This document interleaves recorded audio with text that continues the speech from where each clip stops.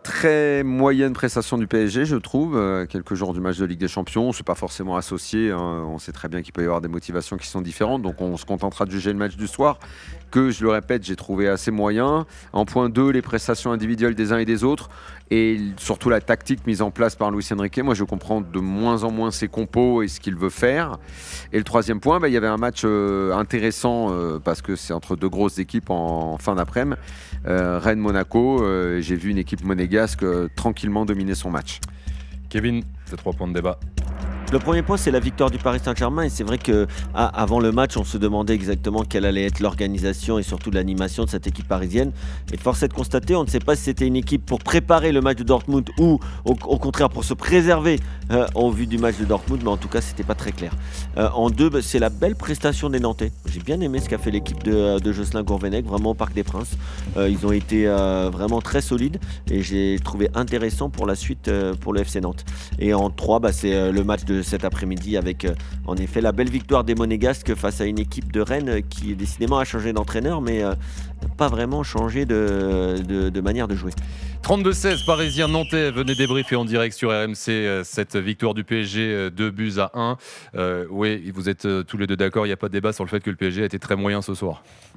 Alors, avant de parler de la prestation en elle-même, et c'est peut-être ça en fait que j'aurais dû mettre en point A, c'est le fameux concours des avant-matchs du PSG, c'est comment ils vont jouer. Ouais. Déjà, c'est toujours, je crois qu'on pourrait inventer. Même pour les sites internet, Daniel, c'est compliqué. Hein. C'est ce que j'allais. Mais en fait, j'allais dire que comment on appelle ça, les opérateurs de jeu devraient inventer une rubrique comment va jouer le PSG, avec quel compo, parce qu'à chaque fois, on arrive difficilement à voir clair dans ce que veut préparer Luis Enrique. Donc bon, ok, on a vu donc le milieu de terrain, donc c'est Lee qui finalement a fait le troisième homme en attaque.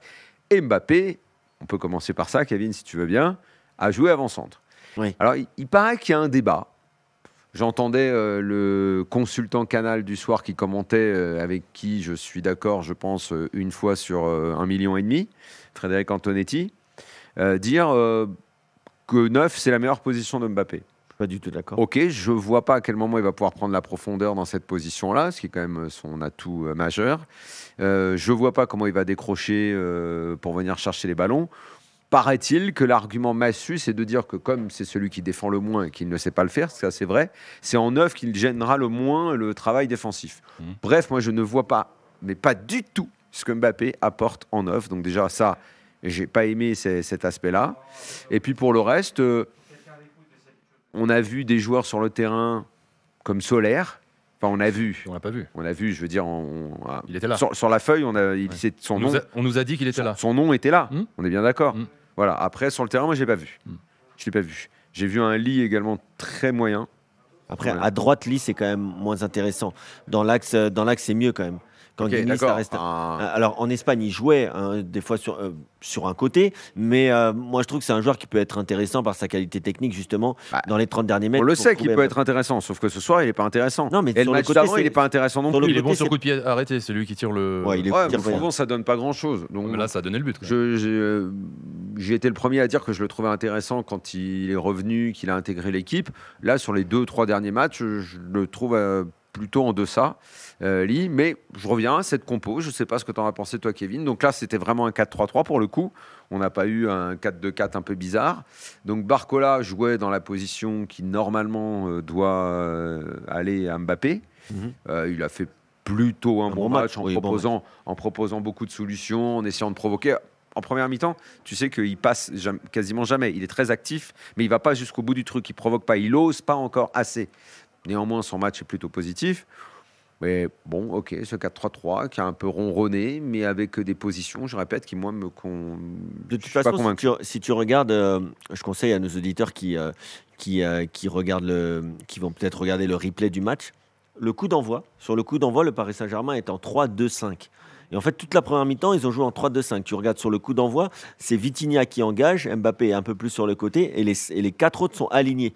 Hakimi est très haut, Barcola est très haut aussi le long de la ligne, donc Barcola a joué quasiment toute la première mi-temps en animant tout le côté gauche. Hakimi a aligné animait tout le côté droit et il y avait 3 défenseurs centraux quand le PSG avait le ballon qui étaient les 3 autres. Mais ce Paris Saint-Germain, le souci c'est que j'ai regardé sur 3-4 sites différents pour essayer de trouver la compo 1 heure avant le match. Personne n'avait la bonne. C'est très très compliqué quand même de déceler, c'est un concours. de déceler Un concours. comment on va jouer. Alors là, il y a l'incertitude. Alors nous, on se demandait, Daniel, avant le match, est-ce que tu penses que c'est une compo pour préparer Dortmund ou pour au contraire ménager certains joueurs pour Dortmund? Mais qui est capable de dire ça? C'est quand même un problème qu'on ne soit pas capable de savoir. Tu penses, enfin vraiment, à Dortmund, Luis Enrique va jouer avec Mbappé en 9? Est-ce qu'il va jouer surtout avec Barcola à gauche? Ce qu'il a fait depuis quelques semaines. Franchement, je ne l'espère pas. Je ne l'espère pas. Je veux qu'il y ait un 9. Je veux qu'il y ait Ramos en 9. Je veux qu'il mette un mec à droite, que ce soit Lee ou Colomwani. Pour moi, Colomwani, c'est un mec qui peut jouer sur un côté. D'ailleurs, il a été très bon aujourd'hui sur un côté. Et contrairement à ce que tu as dit une fois, il va très vite, Colomwani. Attention. Qu'il le fasse, mais d'abord à 3 au milieu. Donc, bon, Zahir Emery étant revenu ce soir, on peut imaginer qu'il sera titulaire. Il est entré à l'heure de jeu. Ouais. Et voilà. Marquinhos est sorti d'ailleurs au même moment. Donc, on aura une équipe avec.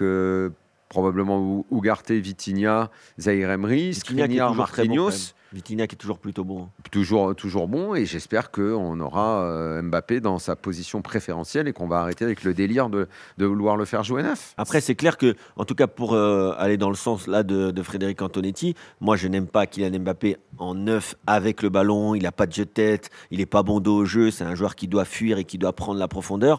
Mais par contre, c'est vrai que avec le ballon, quand il est sur un côté, c'est quand même un souci parce que tu dois décaler Vitinha, parce que lui fait pas l'effort, même s'il est capable de le faire, l'effort sur 90 minutes dans un match coup près, quand même, faut pas abuser. Les gars, Saïd est là. Il en a fait d'autres quand même, des matchs importants, Mbappé dans sa vie, non? Saïd, supporter du Paris Saint-Germain. Les gars, salut Saïd. Ça on sait ça. Bienvenue dans l'after.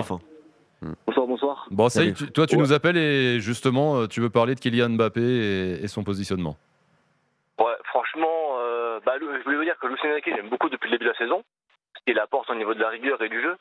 Mais franchement, l'aspect offensif, je ne le comprends pas du tout. Je suis d'accord avec Daniel et vous sur le plateau. Ouais. Mais quand tu dis, Saïd, quand tu dis qu'il apporte... en fait, je suis d'accord avec toi.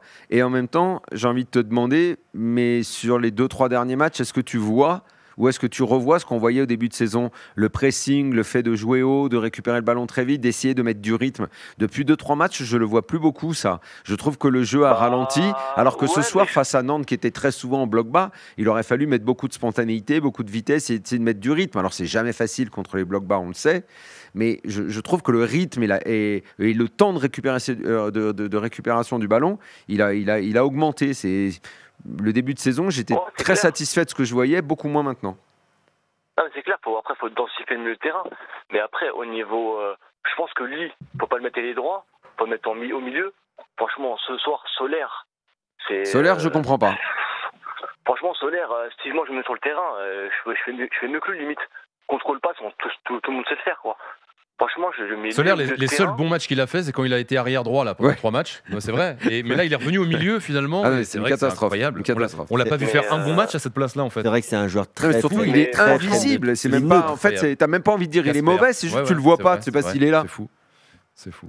Non, mais franchement, le projet se met en place, c'est super. Mais je trouve qu'offensivement, le Enrique fait des choix. Ah mais attends, Saïd, le projet, tu dis, il se met en place, mais il se met en place avec Mbappé en 9 ou pas? Parce que moi, moi, je comprends pas. Et le PSG a acheté pour combien 8 et 8, 160 millions de numéro 9. Et ça veut dire que c'est cramé, les deux. Gonzalo Ramos, c'est terminé. Et Colomwani, voilà, il n'y a plus de 9. Et il n'y a même plus de faux 9. Parce qu'il y avait également la troisième solution, c'était le faux 9 Asensio. Donc si Mbappé joue 9, c'est terminé en fait. Il n'y en a plus alors des solutions. C'est fini. Je suis d'accord avec toi. Ils ont qu'à les vendre, ils ont qu'à faire des soldes au mois de janvier. Là, il va y avoir les soldes. Ils ont qu'à les vendre. Moi, je ne comprends pas si c'est ça le projet. La saison, elle est longue. Maintenant, une chose est sûre, c'est que pour l'instant, Luis Enrique n'a pas trouvé sa formule offensive idoine. La saison, elle est longue. Si mercredi, tu ne gagnes pas, elle va raccourcir la saison. T'auras toujours l'Europa League. Non, mais tu l'auras, mais elle va raccourcir dans l'ambition, dans la nécessité du gros effectif. Oui, certes.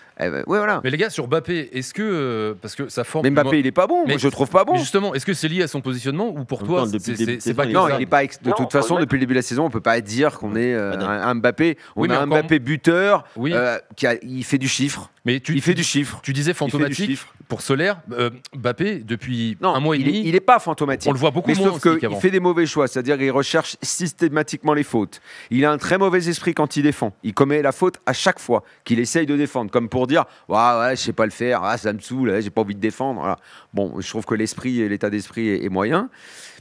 Mais ses performances, moi, je le trouve. Tu sais qu'au Havre, on dit il fait un bon match parce que c'est vrai que son but est assez spectaculaire. La frappe elle est belle, enroulée, machin. C'est un finisseur, quoi. Voilà, mais son match est pas fou. Hein. Non, mais c'est un Je finisseur. trouve pas qu'il soit très bien. Hein. Le problème, c'est que ce soir, par exemple, que ce soit avec l'arbitrage ou même dans son jeu, il est agacé et donc il en devient très agaçant. Et, Ouais, c'est ça. Et ça, c'est un souci parce qu'en plus. Ce soir, c'était quand est-ce que je vais avoir mon péno? Exactement. Ouais. Et, bon, et arrête. pour le coup, ça devenait vraiment agaçant. Saïd. Moi, je pense pour Dortmund, il faut le mettre Mbappé à gauche, même Lee à droite. Je trouve que son jeu serait plus au milieu de terrain, parce qu'en fait, il empêche même Hakimi de monter. Mais justement, En fait, il prend pas la profondeur. contre Dortmund, Il prend pas- Dembélé suspendu, comment tu Moi, t'organises je mets le PSG offensivement? Moi, je mets Barcola à droite, Ouais. je mets Mbappé à gauche, et je mets Asensio en 9,5. Depuis le début quand on joue comme ça au début de saison. Mais Asensio, Ouais, il est pas en forme. Hein. Il est pas en forme, le gars. Même lui, hein, quand on le voit, là, on peut pas Il a dire. été longtemps blessé. Mais on l'a vu contre Lens au début de la saison. Après, il a été blessé. Et là, quand il revient, j'ai pas l'impression d'être en grande forme. Honnêtement, je vois pas pourquoi se priver de tous les efforts que peut faire dans un match Gonzalo Ramos, qui en plus est un vrai neuf. Je sais pas. Je suis très dubitatif sur le choix, en fait. Ramos, bon, après, qui a pas non plus, il a pas énormément joué, mais qui a pas, Non, mais au moins- éclaboussé non Non, plus. mais à ce au moins, poste-là, s'il faut qu'il y en ait un qui court pour couvrir Mbappé, bah, autant que ce soit lui, parce que lui, dans les replis défensifs, il est vraiment très fort. Parce que le problème de Barcola dans le repli défensif, on va en parler, il a marqué, Ouais. mais sur le but de la tête, là, c'est le retour de l'agneau. Il ferme les yeux quand le ballon arrive, genre j'ai peur. Ouais, non, mais après, c'est pas facile de défendre au premier poteau comme ça. Mais il y a une chose qui est, pour moi, la meilleure attaque pour le Paris Saint-Germain aujourd'hui, en l'absence de Dembélé, ça restait quand même Kylian Mbappé à gauche, Ramos en pointe et Kolo Muani à droite. Bon, Daniel, t'en as pensé quoi de Barcola, qui marque son premier but? Je t'ai dit qu'il avait fait un bon match ce soir. Après, moi j'ai toujours dit, il faut qu'il apprenne dans les matchs de Ligue 1. Pour la Ligue des Champions, on le laisse tranquille. C'est pas encore son niveau. Ouais, après, il a été bon sur son occasion du but. Il a été plutôt bon dans la première mi-temps, mais par contre, en deuxième mi-temps, il est encore un peu tendre. Il est un peu tendre Bien sur sûr, le corner. ballon arrive, il ferme les yeux, il a peur. Il est un peu tendre sur le corner où il doit défendre la zone du premier poteau. Il est Bien aussi sûr. tendre sur cette action qui est très semblable à celle qu'il a eue contre Newcastle où il fait un piqué complètement raté au premier poteau. Ouais. Donc voilà, c'est un bon joueur. Moi, je te dis Barcola, qu'il doit se faire les dents dans les matchs Maintenant, comme ça, il est contre encore un peu Nantes. jeune. Moi, je l'ai dit dès le soir de l'agneau, équipe de Ligue 1 de 10 à 18. Là, c'est là qu'il faut lui donner beaucoup de temps de jeu pour qu'il se forme. Khalil est là au 32-16, supporter du Paris Saint-Germain. Salut Khalil, bienvenue dans l'after. Salut Khalil. Moi, petit bilan sur le match. Bon, c'était pas le plus beau match de l'année, mais le principal, c'est les 3 points, comme on dit. Il n'y a pas eu de blessés, plutôt positif sur ça. Moi, j'ai 3 préoccupations. La première, c'est le positionnement d'Mbappé. Pour moi, il y a 2 numéros 9 qui ont besoin de temps de jeu et de prendre un peu confiance, qui étaient sur le banc. Je pense que ça aurait été plus judicieux de donner du temps de jeu à Gonzalo Ramos ou pourquoi pas Handal encore sur le poste de 9.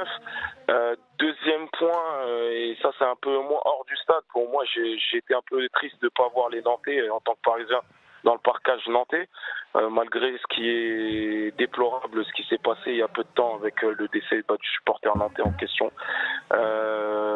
J'accuse les services publics de ne pas faire leur boulot et certains supporters de pourrir les extérieurs du stade et les intérieurs du stade. Moi j'ai la chance d'être en Angleterre toute l'année. On nous fait souvent la morale avec le modèle anglais qui est plutôt bidon à mon avis.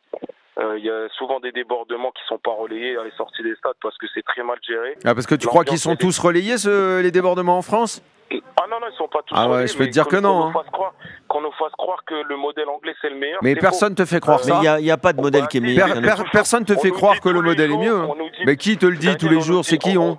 Tous les jours. Bah qui? Bah dis-moi qui?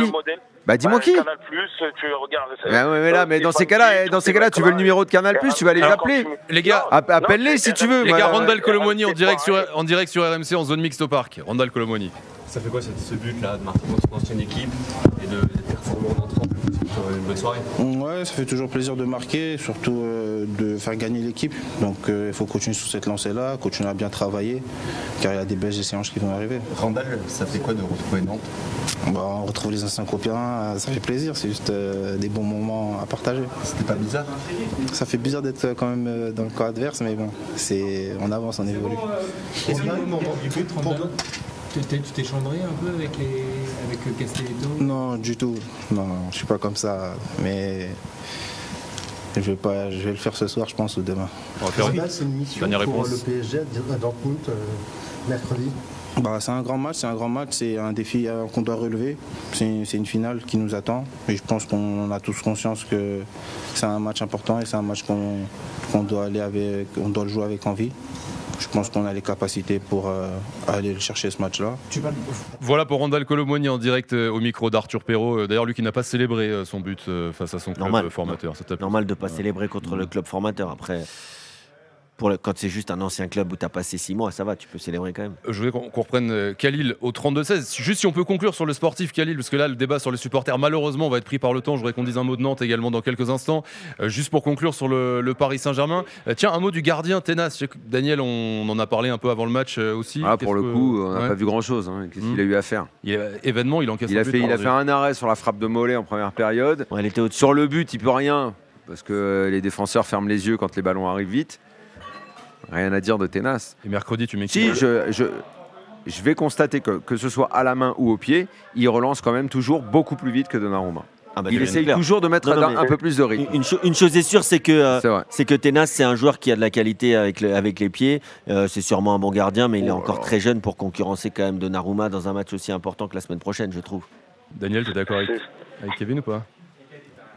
Il n'y a pas un match de J'ai du mal à croire, ou en tout cas si c'est le cas, qu'on parle déjà de concurrence entre Ténas et Donnarumma. C'est un tel désaveu pour Donnarumma, et pourtant on en parle. Et pourtant je sais qu'on en parle. C'est ça qui est fou quand même. Mais c'est ça qui est fou. Khalil, le nombre d'articles qui sont sortis ces derniers jours pour parler de Ténas, le présenter et évoquer une concurrence, c'est absolument anormal. Et cette anormalité-là, moi, elle m'interpelle parce que quelque part, on le pense tous. Khalil, tu comprends qu'on puisse se poser la question pour mercredi, Ténas ou Donnarumma? Moi, en tant que supporter parisien, on a été tous dans le même constat. Pour nous, on n'est pas serein que ça soit avec Donnarumma et avec l'inexpérience de Ténas. Donc Donnarumma, malheureusement, c'est un très grand gardien, je suis sûr. Mais il est très fébrile en Champions League avec Paris. Il a été souvent à l'ordre des boulettes. Et là, on sait même plus quoi dire en fait. On en arrive même à se poser la question, est-ce qu'on va mettre un petit jeune inexpérimenté sur un match au coup près à Dortmund? Et comme il dit Daniel, c'est chaud quand même en fait de se poser cette question. C'est que là vraiment on est arrivé à un cas où on fait quoi? Donc est-ce qu'on le lance? Mais pour moi c'est Donnarumma, c'est pour clôturer le truc. Je remettrai Donnarumma là. On parle. Non mais honnêtement, envisager que mercredi puisse prendre la décision de mettre Ténas, c'est en gros, il met Donnarumma à la cave, il le tue quoi. Ok, mais tu mettrais pas ta main à couper, qu'il le fasse pas, Luis Enrique. Mais avec Luis Enrique, tu gardes tes mains au chaud, tu les mets jamais au feu, tu les mets nulle part. On est d'accord. Mais le message que tu enverrais à Donnarumma, c'est quitte le club si tu fais ça. Non, mais ça peut être un message intéressant. Merci Khalil les gars. Khalil d'avoir été là au 32-16. Le Paris Saint-Germain, donc ce sera mercredi contre le Borussia Dortmund, le dernier match de poule de Ligue des Champions.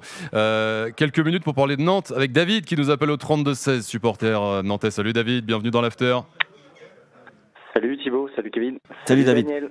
Bon David, la première de Gourvenec, tu faisais tomber Nice la semaine dernière. Ce soir, t'es pas loin d'accrocher le Paris Saint-Germain. Qu'est-ce que t'as pensé de la prestation?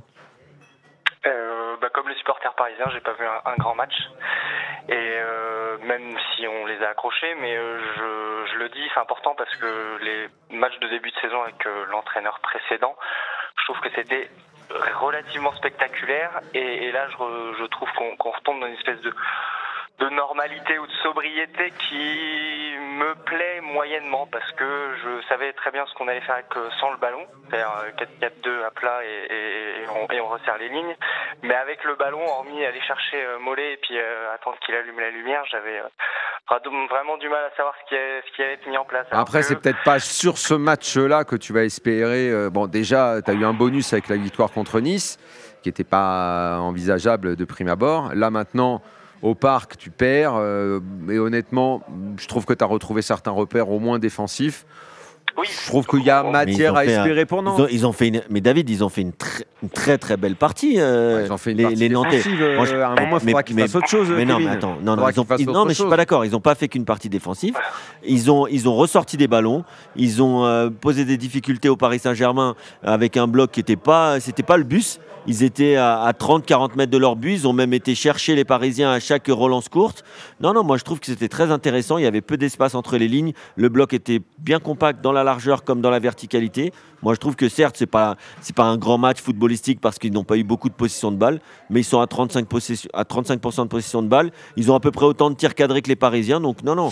Il y a de quoi construire et Gourvenec fait un bon début. Nantes qui affrontera Brest, ce sera la semaine prochaine, le dimanche à 13h, les Nantais. 9e de Ligue 1.